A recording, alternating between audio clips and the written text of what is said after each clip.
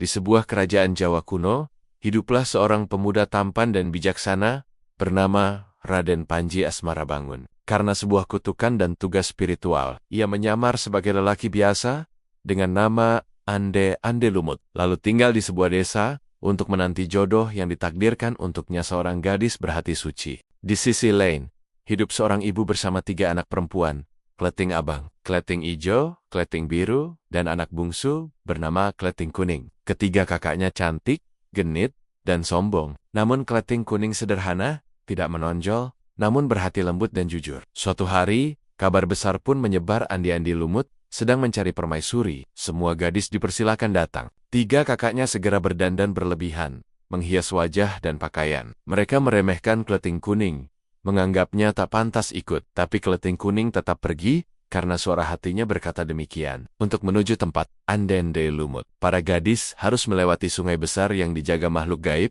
bernama Yuyu Kangkang, seekor ketam raksasa. Ia menawarkan menyeberangkan siapa saja, namun dengan imbalan ciumannya. Kleting Abang, Ijo, dan Biru karena ingin cepat sampai menerima syarat itu. Mereka selamat menyeberang, namun kehormatan mereka ternoda oleh kesepakatan itu. Saat giliran Kleting Kuning, Yuyu Kangkang menawarkan hal yang sama, namun ia menjawab tegas, "Lebih baik aku menyeberang sendiri daripada menukar harga diriku." Dengan tekad murni, ia melompati batu, kayu, dan akhirnya menyeberangi sungai tanpa bantuan makhluk itu. Ketika para gadis tiba di rumah Ande Lumut, ia langsung mengetahui siapa yang berhati suci dan siapa yang tidak. Saat ketiga kakaknya memperkenalkan diri, ia berkata, "Aku tidak memilih gadis yang telah menerima ciuman Yuyu Kangkang." Mereka terkejut karena rahasia itu hanya mereka dan Yuyu Kangkang yang tahu.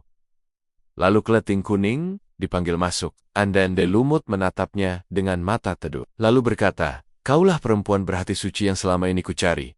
Pada saat itu, penyamarannya pun terbuka.